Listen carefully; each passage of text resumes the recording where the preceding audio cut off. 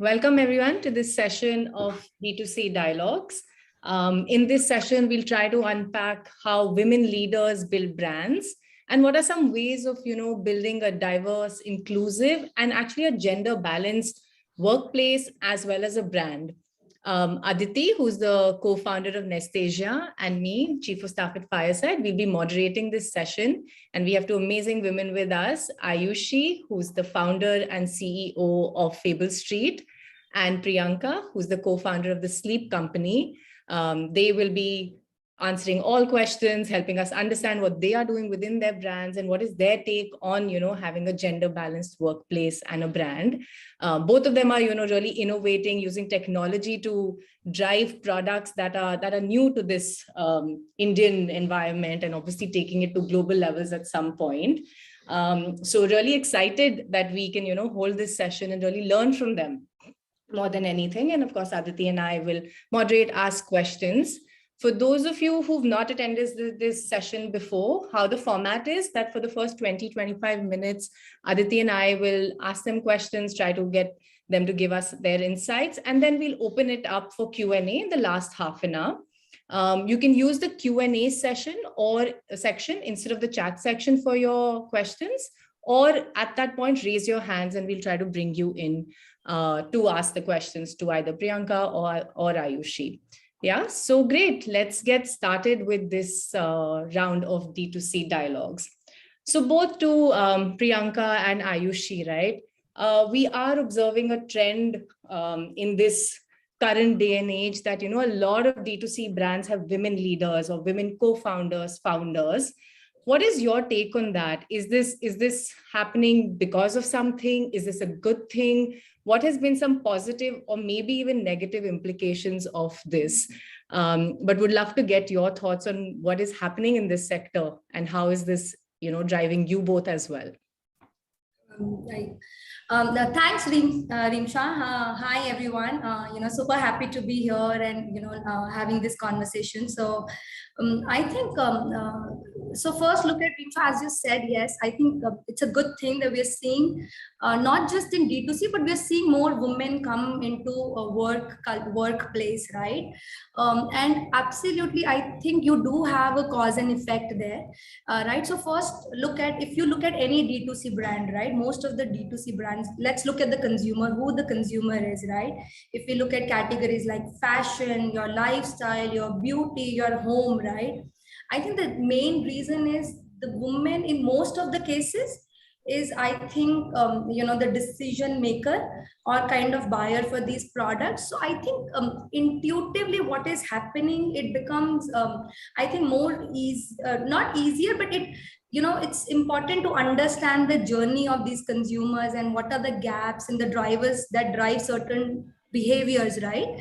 Or the certain buying patterns. So I think that is one of the reasons that you see a kind of more women venturing into this space, because you end up understanding other women's journey and you end up relating to the gaps that they have, right? I think that's one thing. I think second thing that we are seeing today, which is I think a good thing, right? You're seeing success stories.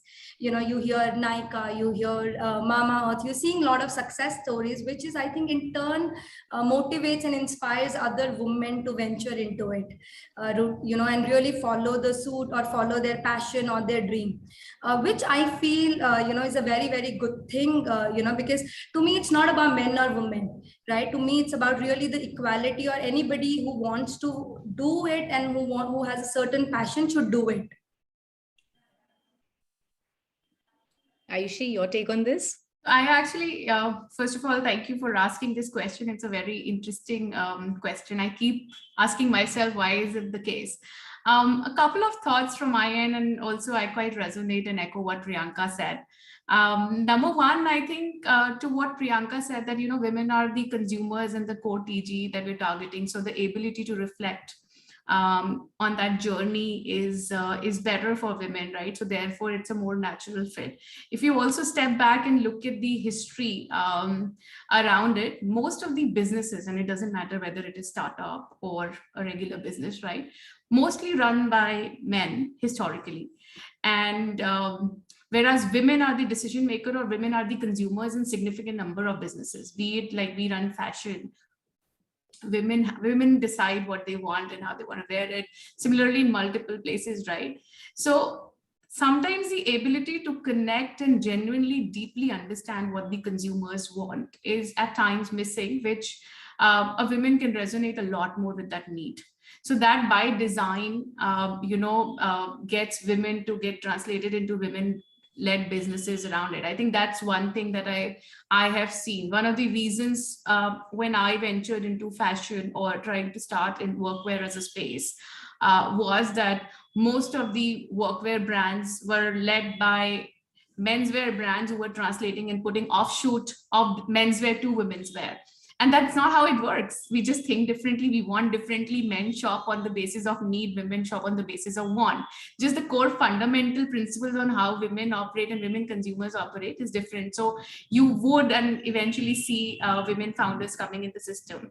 Second, two more things I would just add over here is it's also a little bit of a cause and effect. Overall number of women in workforce is low. Overall number of women overall running businesses is low. So it's, I would say proportionately, you would end up seeing similar number of founders as you see in women in leadership positions around this. A little bit more on D2C is also a similar bit on where you come from. Women in tech is much lower, or women in 100% tech, women who do engineering. Priyanka and I come from same college.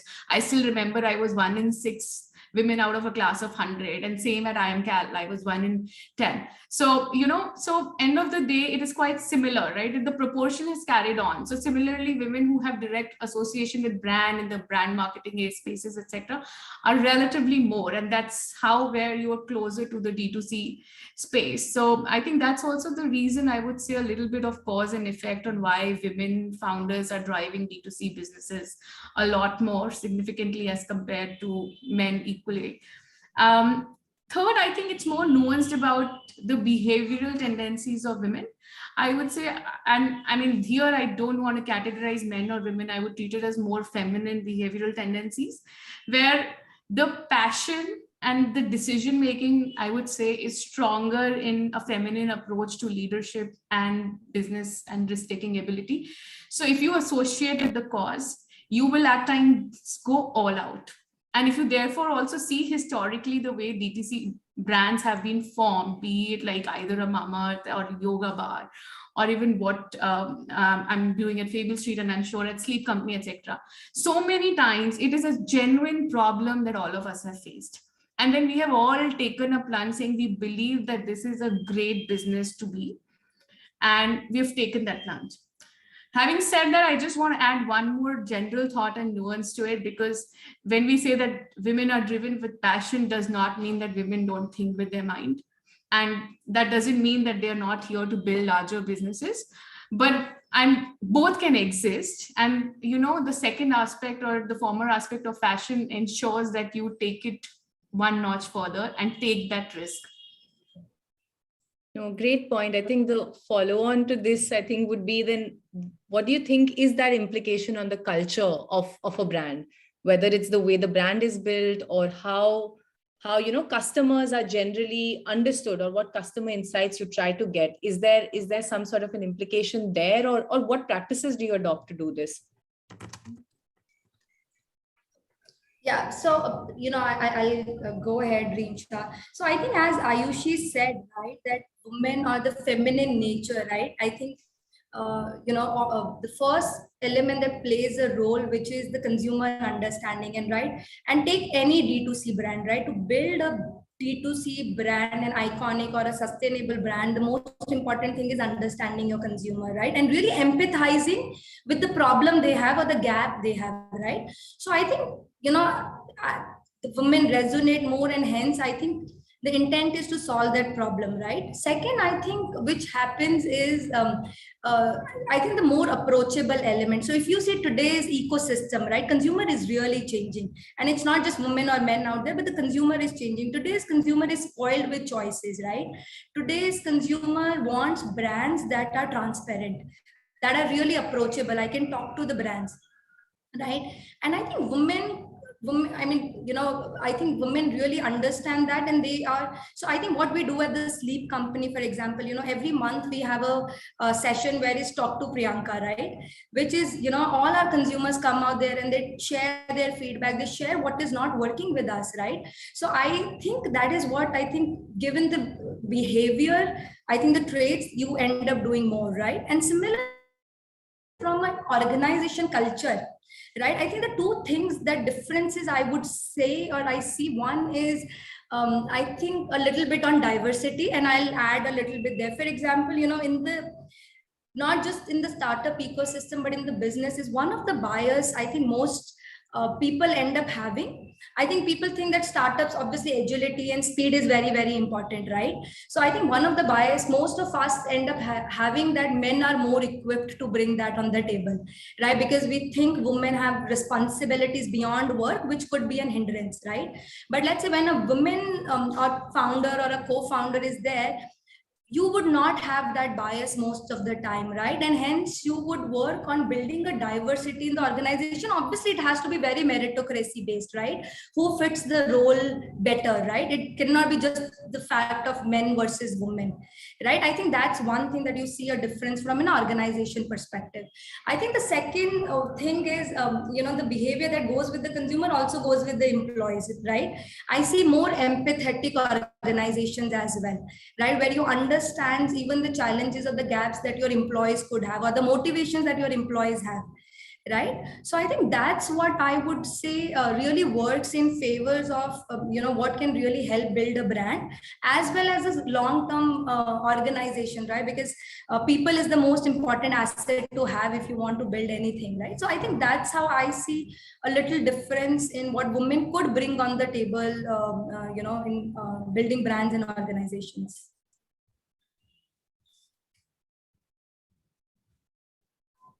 That's a really good point, Priyanka. I think, and even to hear, I mean, Ayushi's thoughts, please, what do you think about how we can foster a culture which is relatively, more conducive as such?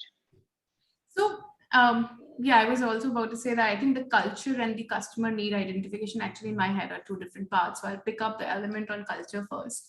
And before we deep dive into it, I think women bring in an aspect of feminine leadership more naturally. And I therefore always try to distinguish the meaning of feminine leadership than women leadership, because a lot of men can display the the characteristics of feminine leadership, but if you see, women naturally bring that. And then the couple of aspects to that is one that Priyanka mentioned: empathy, care, leading from a space of passion, in addition to problem solving, etc. around it, thinking more sustainable and long term, and not just short term in the near term. And that's more natural to women as they start building the leadership. Now that aspect of feminine leadership, coupled with an aspect of strong drive, aspiration, and aggression, which a lot of startups by design have to have and bring in, right? It's jointly a very strong mix of strong employee bonding and retention. And then therefore the byproduct to that is, I would say, extremely diverse set of team. And it's not diverse, like in our case, we are 60-70% women in the entire team, but equally more so in leadership as well, where places you may not typically have women, you will end up having women, but you will end up seeing that. So I think that's where it is. Retention is significantly high. Third is also at some level with women being founders, and it also brings in a sense of easier inspiration for the junior team members to join. A lot of people who may come with very limited aspiration actually have come over here and had increase in their aspiration and thought process, and just so and then it becomes a more cascading effect. So we are almost a 5-year plus old organization. We started with 4-5 women around this, but as women grew in leadership around the space, we clearly saw that we could retain and get in more women. It was much easier for us to ensure that we do that. So that's where I would say culturally it enables us significant retention it ensures that there is equal amount of EQ in the ecosystem with the IQ that we typically end up saying. And yes, I mean, I think it's a long-term view that, you know, then it eventually results in significant women increasing in workforce as well. Absolutely. I think that's 100% correct. And we've seen it at our organization itself, where we've actually ended up inspiring women in a way where they've gone ahead and started their own little businesses. So I think 100% on point. And I think to follow up on that, Ayushi, just when you mention passion and when you mention problem solving, does it also equip us or equip women leaders, so to say, in a way that they can take risks better and they can experiment better because they somehow inherently understand that there is this problem that needs solving, and hence are risk takers or experimenters? Or do you think that's agnostic, that's gender agnostic? I think risk in my mind is actually fairly gender agnostic, and it is not linked to more women or men. I think risk-taking ability is a context in your mind. We call leaving our jobs coming from grade B school saying that it is risk-taking. You meet a blue-collared worker who doesn't know whether you will earn tomorrow's salary or not. That's risk-taking. And we worry that, you know, I mean, it's just a way of thinking. There's technically no risk. If I really look at even anyone trying to run startup where you come from a strong educational background, you have good jobs, you know, end of the day, you will spend a couple of years trying to do startups and you call that risk taking. But if you do your math and the financial modeling, the NPV doesn't change, right? Your near-term cash flow changes. That's how I call that. So that's inherently not risk taking. It's just a context. We believe that someone else is earning today this much and therefore you may not be earning, and that's risk taking. But then you're taking that risk and you will probably have higher wealth in longer term. Or worst case, you can go back to job in a couple of years if it doesn't work, and you will still end up earning a bit more, but you will never, you know, resent or think that you didn't give it a shot. So it's genuinely a context, and it's fairly, I would say, gender agnostic in my mind when it comes to risk taking, I would say. And the only other nuance I would add is, I think feminine leadership, as I keep saying, difference between women leaders versus feminine leaders, that trait which enables women is that we are faster decision makers. Like if we take a stand, it's easier to take a stand. I don't need to overthink on these are the pros, these are the cons, you know. It is fair and you take a decision and you move on, versus it takes more time to decide in a different. So that's the nuance I would add, but it's not linked to risk-taking ability, I would say. Absolutely. Yeah, I think the question was more around experimentation with what we're doing in terms of the business that we run, in terms of, okay, can we try this or can we try something new out here? And everyone would do it, and everyone wants to experiment fast, fail fast. Correct. Absolutely.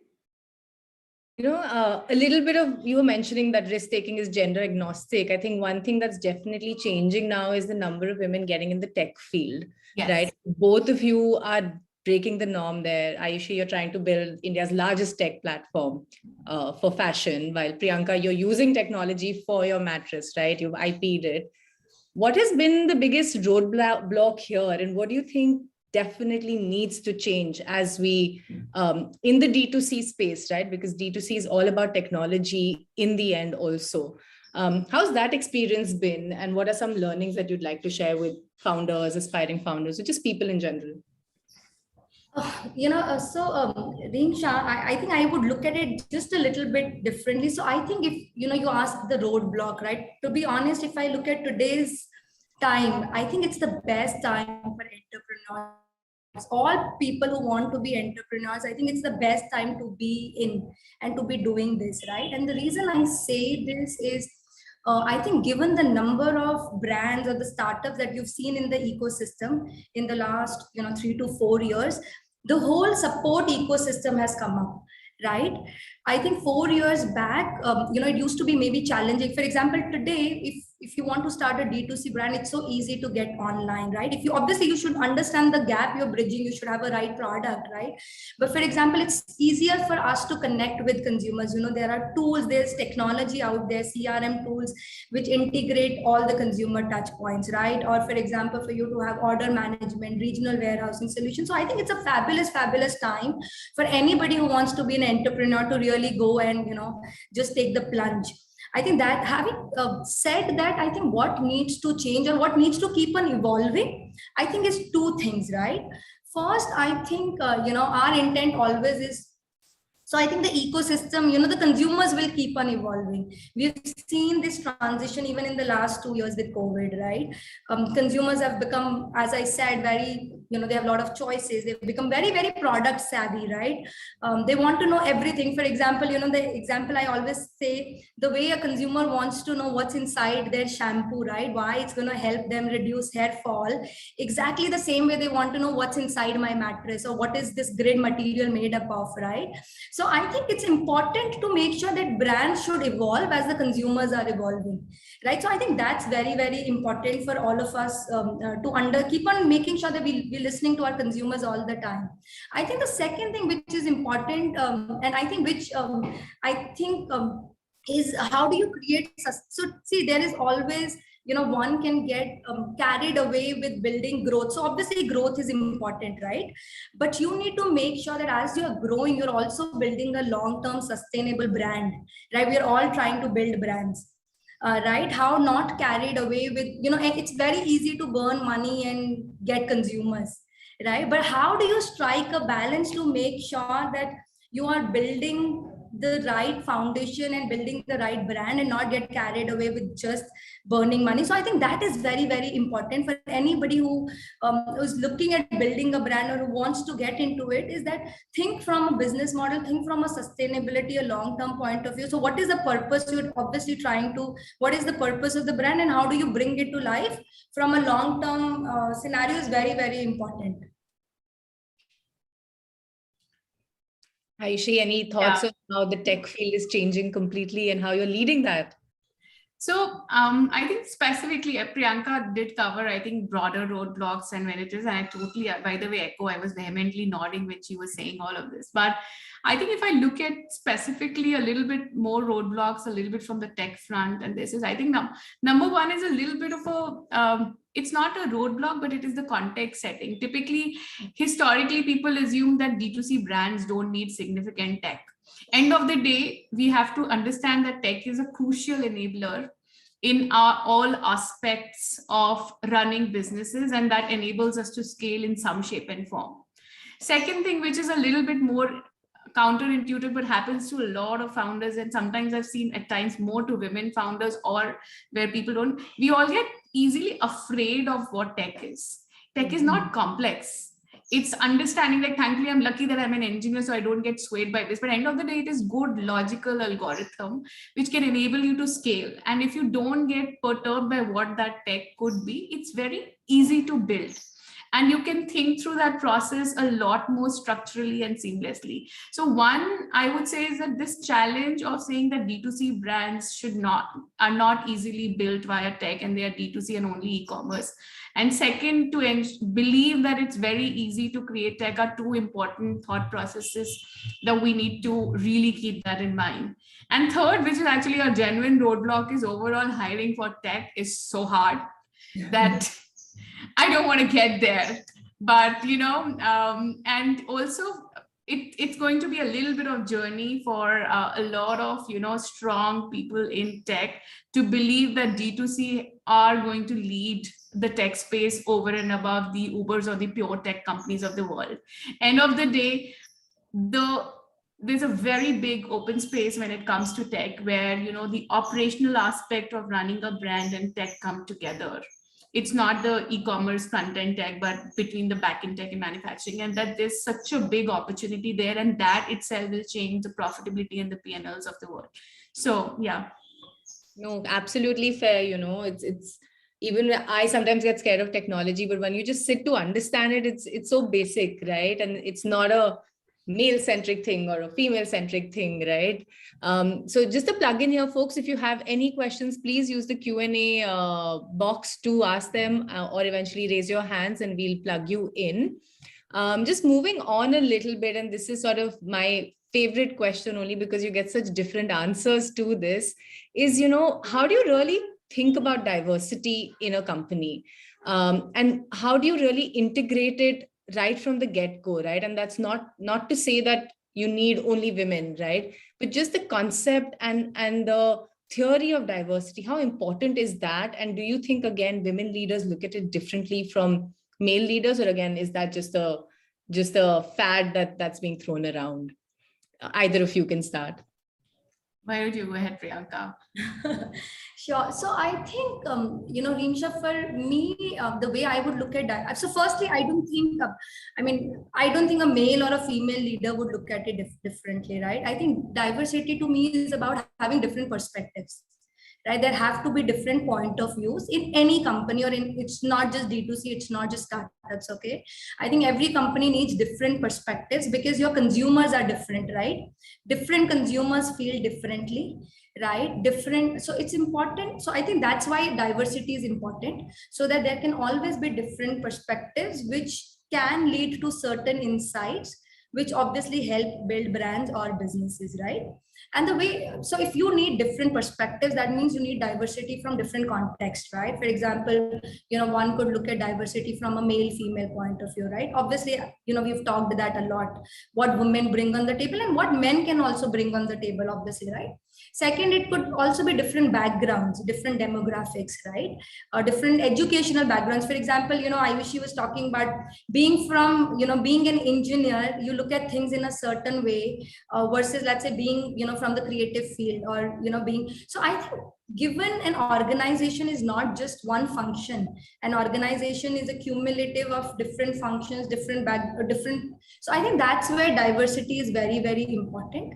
Right. And I think, as you said, how do you build diversity from the start of your businesses, or what do you do? I don't think it's like, you can make a policy, okay, let's go, let's have equal women, or let's have people from different backgrounds. I think the way to look at it, and for example, I'll give you, if, today we go out and we say we have an X role that we want to look for, the bad thing is when you get resumes, let's say from your, headhunters, they will always be skewed towards, let's say, men, because that's the reality, right? But you can make an effort and give equal opportunity, right? So to me, it's about give equal opportunity and then decide what fits where, right? I think that's how proactively, or, more consciously you can do from the start, which is create equal opportunities and don't fall into certain biases. Right, that we all end up getting into, be it education background or gender biases. So I think that's how we at the Sleep Company try to do from the beginning, and I think that's how I would look at diversity. So I think, first of all, I kind of agree with Priyanka, but I also have a strong perspective on diversity, but it is more personal. I don't think it is linked to men versus women. I actually feel that, the idea of diversity in an organization is basically led by founder. And therefore, how the founder it doesn't matter, is how you will at least build the first, I would say the first 30, 40, 50, team members in your organization, and then subsequently they carry the culture. So from a diversity set of point of view, what I would typically end up thinking is that the way Priyanka puts it in terms of adding perspective, I would say that, for me as a founder, there are two themes which are very important, which make getting different and engaging with different kind of people. Number one is, by design, I'm a much more accepting individual for anyone for who they are and how they are. I don't start with judging anyone. I start with happily accepting who they are. And then second is, which is again very personal but important both career-wise, is I would love to learn more. And keeping these two thoughts in mind, it basically makes it much easy for you to start thinking about building an organization which is diverse in any shape and form. It doesn't matter whether it is gender, whether it is the educational backgrounds, whether it is even the fact that this person has had a deep, strong employment history versus this person was out of job before you got this person on board. It's significantly fairly, different. And we, as you run an organization, we have like design to IT to IMs to, very different background, different age groups. There is probably a 20-year-old, and there is just so much to learn from all of them. So if you keep that in mind, I don't think in the first couple of years, as Priyanka also mentioned, you need to set a set of rules or policies. It's more organic in nature on how you try to build it, but it is founder-led. And I think that's really important for us to recognize. So what works well to think about doing this is to define a set of values that matter to you as an organization, and then try to run in terms of hiring for those values. And that's how I would say you think about including it, rather than making structural policies and say that this person, this much person when, this much person this, around this. So for us, the value is learning, ensuring acceptance, genuinely caring about people, the attitude, the drive, and then other aspects of business. And those are the values we look for. And if we have a set of team members who are on common grounds, having similar values, irrespective of how different they behave, etc., they end up connecting very well. And then they are the ones who will hold the organization further and then disseminate those values naturally to you. So, I mean, we are about 55, 60 odd individuals. Till now, we've not needed to think formally about, thinking about the number of women and all. And I will send it in our MISs, etc. But that's a different thing. It's very natural that we don't need to. But I also feel at some point in time, as you start growing, you do need to put in a set of systems and processes in place to start thinking about making people understand what you stand for, so that the junior most player also throws out those values aspects around it. And because eventually that's how people come in and join. Like feedback about Fable Street will be taken by the junior most person as well when they want to come and join us, right? So that throws out. So it's important that you integrate that learning and people understand why you do what you do.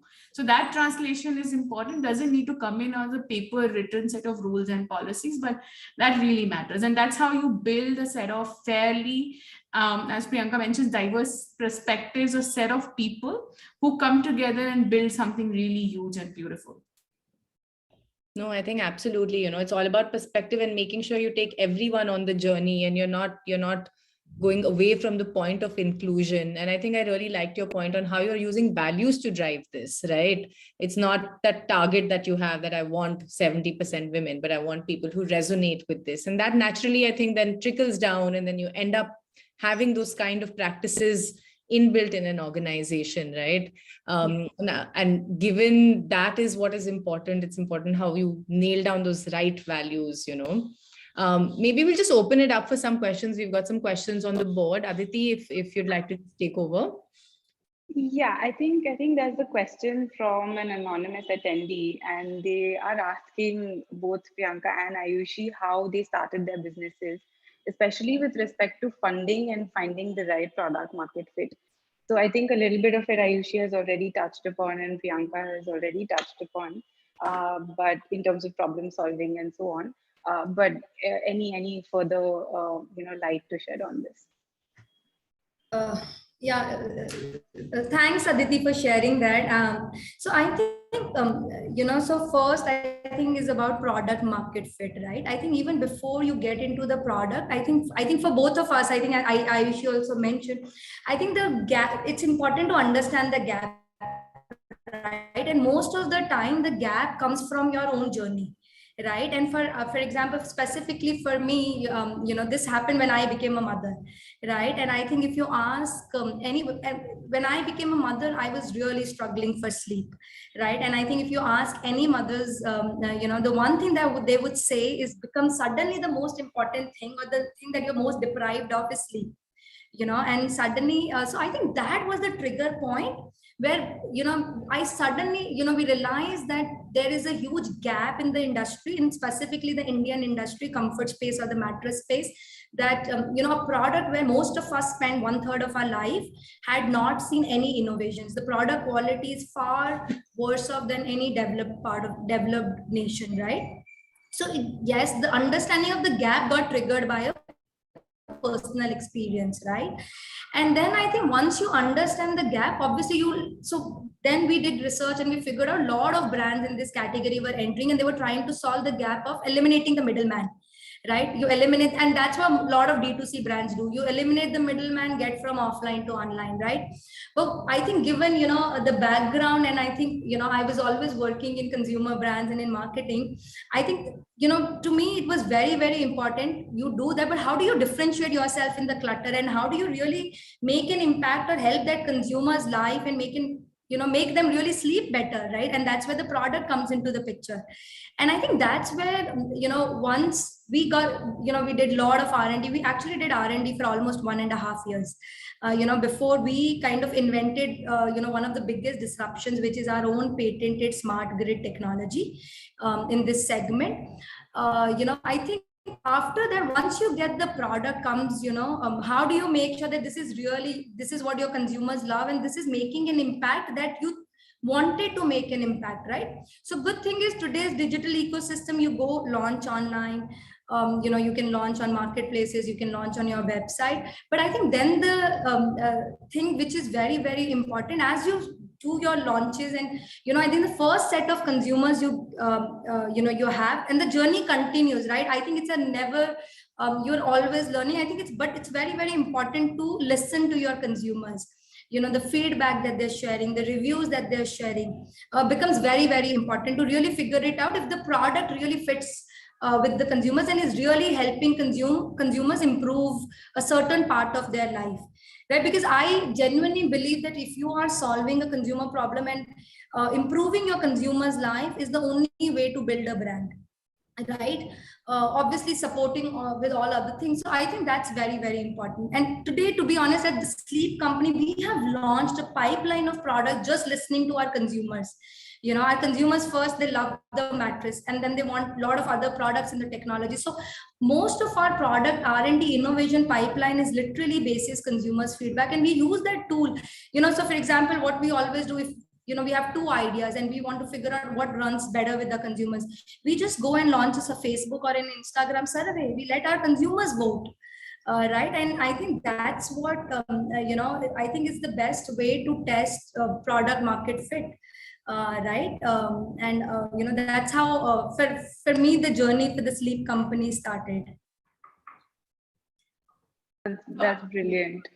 Ayushi, your thoughts? Yeah, no, I have a little bit of more cliched answers to this, but I think they've kind of worked on thinking through the journey, and those are basic fundamental principles. I think number 1 is which the product market fit is finally like really crucial. There is no doubt about it. And in product market fit, again, as Priyanka mentioned, be clear about what need you are solving. And it's something that you're solving for consumers, not out of your passion. That should also be very clear. The need cannot be your need, but really universal in nature. And here, I think the answer is finally whether the customer buys you or not. There is no other answer to it. Here, I think I also slightly disagree with Priyanka saying surveys help.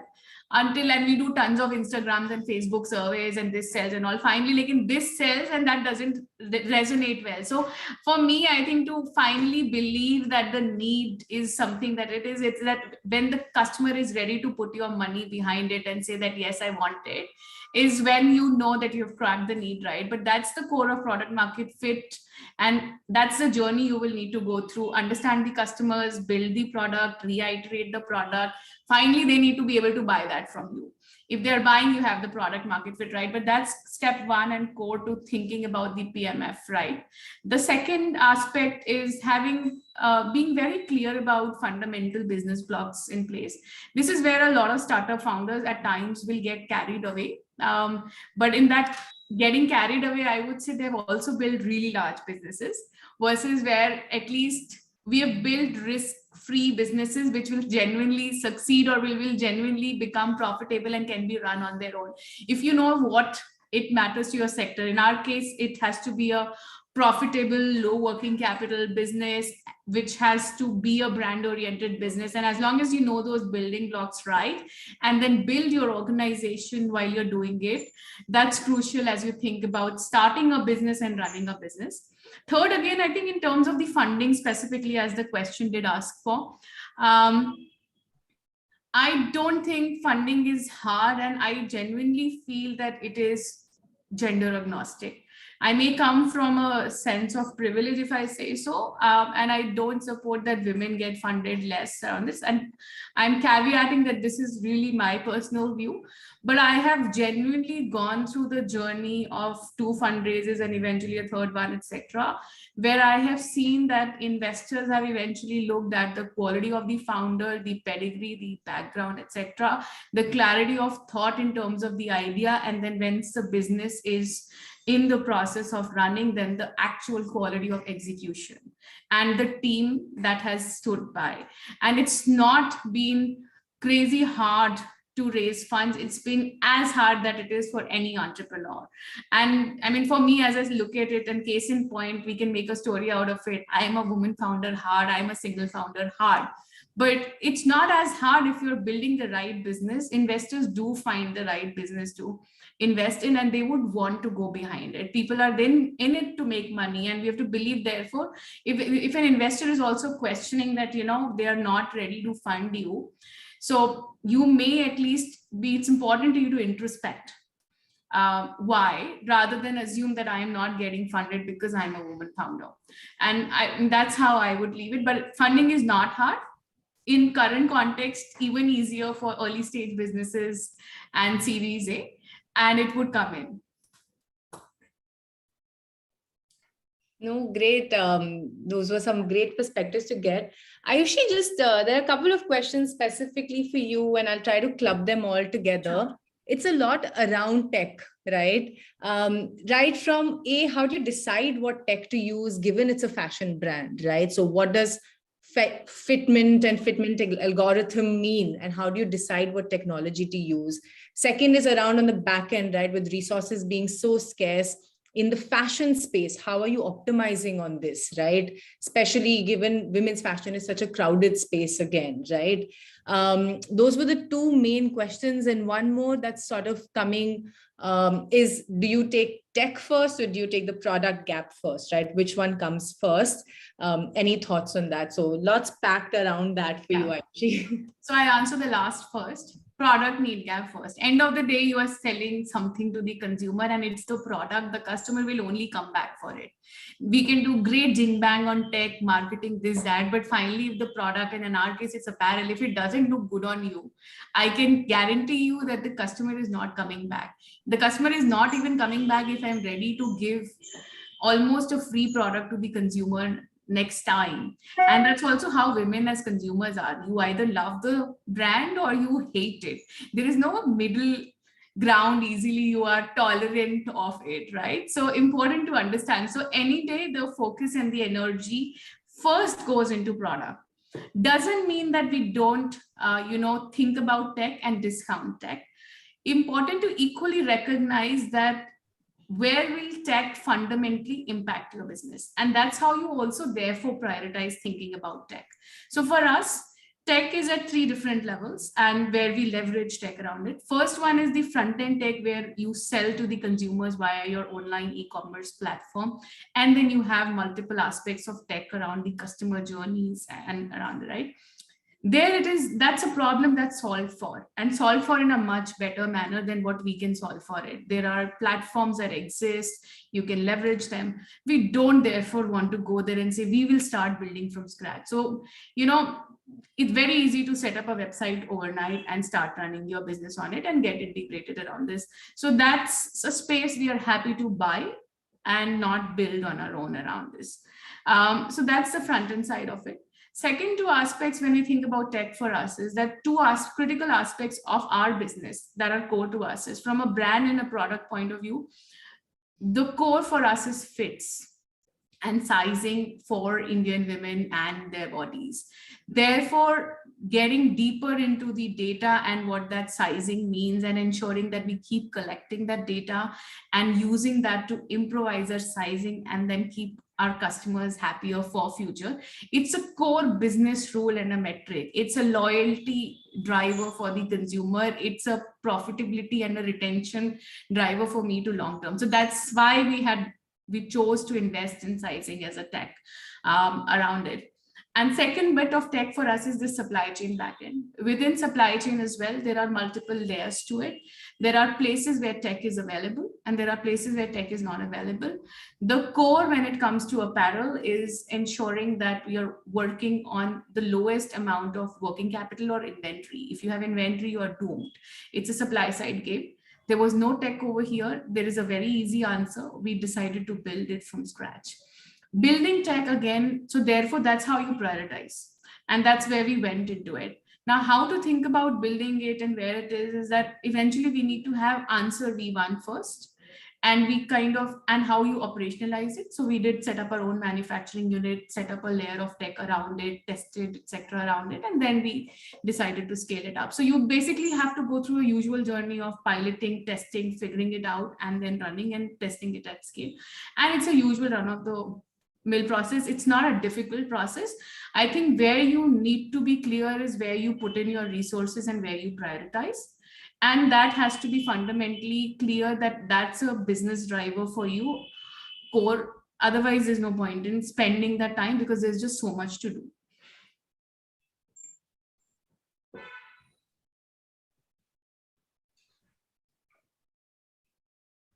Reemsha, go ahead. Great, I'll go ahead. No, completely makes sense. I think 3 different things: use what is already there, don't reinvent the wheel, figure out what's your core, how do you build technology around that. I think great insights for people to, adopt. A little bit, again, I think Priyanka, maybe you can lead this one, right? It's all about innovation here. How do you really, and I know the sleep company was also bootstrapped at one point of time, right? How do you really build on innovation when you're at that level, right? Resources are crunched, but you're trying to differentiate and you're trying to build something that's really innovative, right? Not been done in the industry at all, and building a business, right? And how do you balance all of that? What was your take on it, especially in such a new sector also? Yeah, thanks, Reemsha. So the way, I look at innovation, right, is how do you make anything better, right? How do you make anything better? To me is innovation, right? So I don't think to drive innovation, right? For example, we drove the innovation in the product, right? Or how we reach the consumers or how we delight the consumers. I don't think it's not that you need a huge team to drive innovation, right? I think what you need, one is, I think we said this across the session, Ayushi also repeated it. I think it's really about understanding the gap first, right? What is really the gap that you're trying to fulfill? And is that gap a big enough gap that you don't want to be operating in a niche? If you want to build obviously a big business, right? Or a icon. So to me, it's first really understanding the gap, how you're going to bridge that gap with the product or with whatever solutions and services you're doing, right? So when we started, we literally had a team of only 3 people, right? And I think what you need is really, as you got the gap, the passion has to be there, right? You have to be really, really persistent. I think one thing which is very important for all the founders, not women, not male, but anybody who wants to do, I think persistence and believing in what you're trying to solve is very, very important. Right? You would have a lot of lows as you're trying to kind of solve the problem, right? Till the time you've not even launched, you don't even know if your consumers are going to buy it, right? So you have to believe in that passion so hard and believe in that vision so hard that you keep on doing and making sure that you get the right product or right product market fit, right? And for example, I'll give you an example. When we launched, it was team of just 4 of us. We launched, and in the first literally 2 months, basis consumer feedbacks, right? I think we had to make literally 20 to 30 iterations in our products, right? And to me, and to do that, as I said, one is obviously, you have to sell the product. Once you sell the product, you get the feedback and you have to really stay close to your consumers, right? So to me, you can start small. We all start small, right? You have to see, to build a long term or to build a sustainable business model, you have to see what works for your brand, right? What are the, what is the financial structure you have on your brand? What kind of, depending on category, what gross margins you have, right? What kind of spends or CAC you can have on your brand, right? What kind of, to make sure that you have a sustainable model. And I think gradually is when you will build the team, you will build the business, and you will build the brand. And you need to keep on innovating, not just on the product, but you need to keep on innovating, obviously, how you reach your consumers and how you build the brand and how you kind of get more and more consumers acquired, right? And then how do you build your community to retain those consumers and to drive loyalty, right? And then obviously, so I think innovation to me is anything that is making consumers' life easier or better, right, across the funnel, right? And I don't think to drive innovation you need big teams. It's not that you need a tech team of 10 people sitting in your office to drive an innovation. I think you need an understanding of your consumer, the gap, and the passion to do it, right? I think is how I would look at driving innovation. Great. And any thoughts on how do you do resource management and how thrifty are women at doing that? I'm very thrifty. I think it's in the DNA, Reemsha. It's in the DNA. I think that's where, I think that's also one very important element I would add, which is, don't get carried away with the frenzy and with the, going crazy. But I think how do you be responsible? How do you create a sustainable brand and a work environment is very, very important. And I think, I think that's in the DNA of a lot of women. Yeah. I just want to add a small element of innovation, and happy to take the next question. But I think we have a very high bar on definition of innovation, which also scares us away.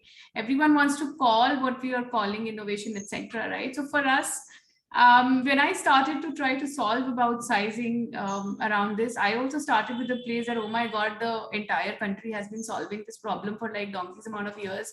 What can we do differently to make it happen?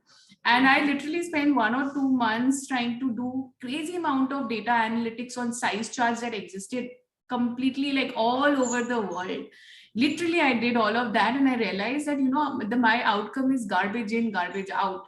And then I had to go back to my McKinsey learning of first principles. I said, let's see, maybe give it one more shot.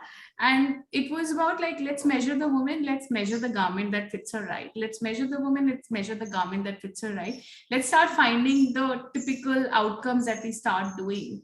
And to an interesting surprise, we could come up with a V1 of potential answer to sizing by doing so with about 40-50 women. To such interesting surprise that, our first test fit of the first garment turned out to be right. And I could not believe it, because the innovation and the meaning of innovation is so exaggerated that I was vehemently sure that I was doing something wrong. So, sometimes it's about bringing in some logical thinking to your process. Yeah, it could be a more simple answer. You have to trust that maybe someone else hasn't tried it. So that's how I would think about innovation. And second, potentially still, is that there has to be a timeline for you to try it. And I slightly therefore disagree with Priyanka over here, that one is about passionate aspect to drive innovation and be persistent about it. But at some point in time, when you know that this is not happening and there has to be a timeline relevance to it, then you also have to pause. Otherwise, it will be a never-ending game of passion and believing around it. So, I mean, I have a more realistic view of it. Again, it's very personal in nature. No, absolutely. I think even we internally, when we talk about innovation, it's a lot about how research-led is it, right? It's not about, are you always innovating to have like a rocket in the sky, right? Even small I'm not building the next Tesla for sure. Yeah, absolutely. Absolutely. Aditi, over to you. I think there's time for one last question, and I think this is again directed to Ayushi from somebody anonymous. What are the challenges of being a sole founder, and how have you tackled them? And maybe I think Priyanka's take on it might be interesting as well, to understand the other side of it. So let me start with saying it's fairly hard. I would be lying if I say that, it's not hard being a single founder. But at the same time, if I were to do it all over again, I will do it. So that's how I would think about it around this. And I think what matters is that you will need to understand who are you as an individual, and therefore what matters to you. And that's going to be a journey. In my case, I was fairly aware early on that it's not going to be easy to find someone who has similar passion to the cause. So why not plunge into it? And I took that jump not thinking that I need a co-founder. I clearly took the jump into it, that what's in it to lose, as I said about risk. So that's how I thought about it. And then jumped into building it, not thinking whether I need a founder or a co-founder with me. Over the course of journey and in general, you realize that you do need a thought partner in some shape and form with you. It enables decision making easier. It enables validation about what you're doing easier. The first few years of journey, you are making thousands of decisions on a daily basis. And anyone who's not used to it, and I come from consulting as a world where, I can give pros and cons, but I can never make the decision. So you have to be aware that you have to take that jump around it. So, the way for me to tackle about it was two ways. One, I did create an ecosystem of a set of founders around me who I could reach out to and trust. I do have a similar ecosystem in my family with all my husband, my sister, and brother-in-law being ex-consultants and also founders in the in the ecosystem. So we do reach out to each other, problem solve jointly. So I've created an informal set of founders or thought leaders for me, which would have enabled, and that really helped me in my early years of journey. The second thing I did go through was, build in a team which I trust and who also has my back. And it's been a mutual understanding and learning of trying to build that team. So in my head, my team is like the core team and co-founders. I let them see my vulnerabilities. I let them see who I am and what I am. They also come back and respect me as an individual. So it enables a space where I am not working in a state of stress, because eventually it's not difficult to do all aspects of work, but it's difficult mentally to be a single founder when it comes to the decision making and the stresses that you go through. So you need an ecosystem over there. The second area where it's a bit hard is still on divisions of work, right? I am literally doing almost everything, or I had to do everything, where any day a co-founder would help. I think it's really hard being a single founder. It can be done, but you need to be clear on what you need to do. COVID has been the hardest time ever, where you are battling to run a business, you are battling to manage your investors, you're also at the helm where your team is not insecure about you, and you're also caring and concerned for your team and your family to be safe. But if any of us have come out of COVID, I think it just everything else seems like a breeze. So yeah.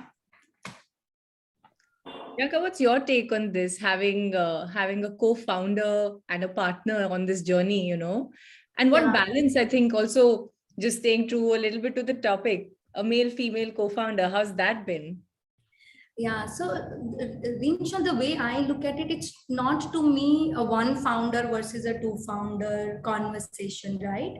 I think it's about firstly two things. One is, what is it that the founders are bringing on the table, right? If it's this, is it a different complementary? So what is needed to drive a business, and are the co-founders bringing a complementary skill set on the table to build that business, right? Which is, I think, for both Harshil and me, right? We both come from completely opposite backgrounds. We've handled completely different businesses. So I've always been on the consumer side, and Harshil has always been on the operations manufacturing side. So I think that's what really, I would say one big advantage. If you have co-founders who bring complementary set, it's not just for the sake of having a co-founder that you need to have a co-founder.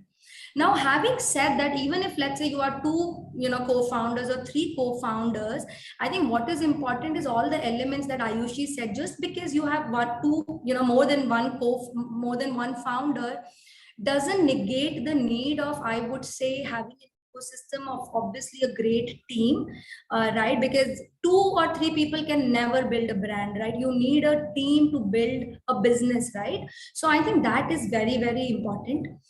Second thing, which is, which I think is true for both Harshil and, me as well, we lead our complete different parts of the business. Obviously, on more strategic discussions, we will always, kind of debate with each other, and the different perspective also helps, right? But you also need to have the ecosystem of, we always go back to other founders, our friends, and, our mentors, and really, because as Ayushi said, the journey of being founders, is difficult, is very, very difficult. You make hundreds of decisions, for the business, which you've never done. When you're working, when you're doing a job, you don't do that, right? And suddenly the ecosystem changes, and you think everything that you learned is not what is, is really coming to the rescue, kind of a thing. So I think you still need to develop that ecosystem of a strong team of strong mentors or friends who are helping you in the journey.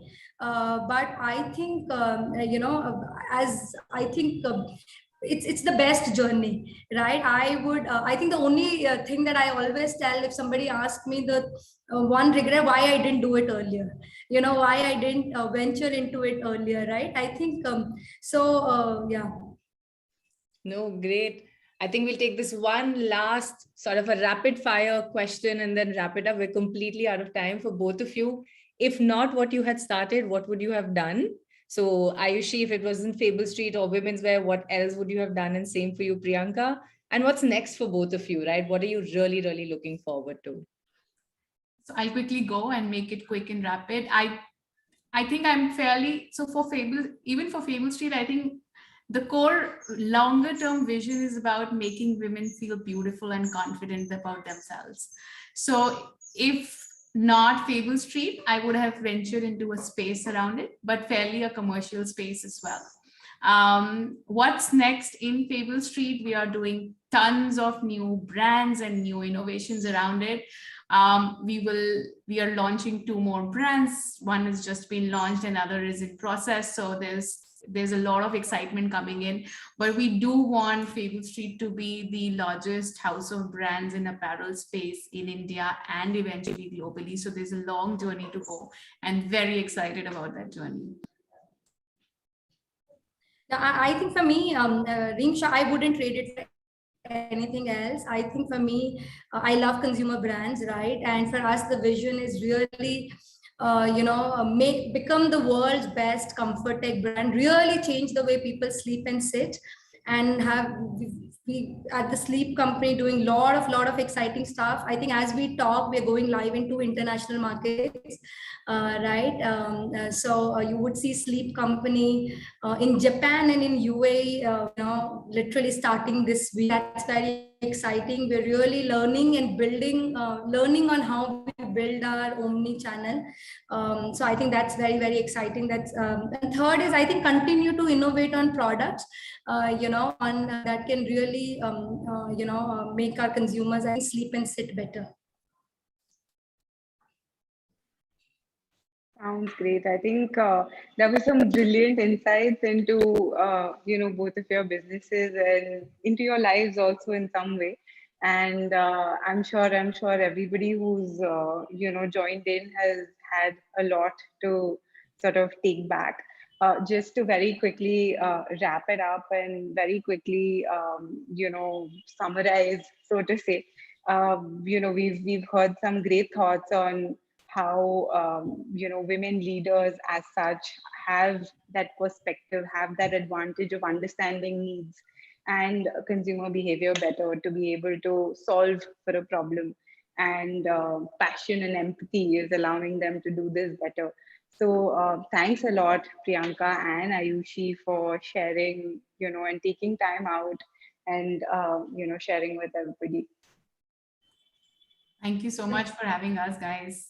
Very exciting. Yes, thank you, Reemsha. Thank you, Aditi. It was absolutely a pleasure. Thank you. Thank you so much.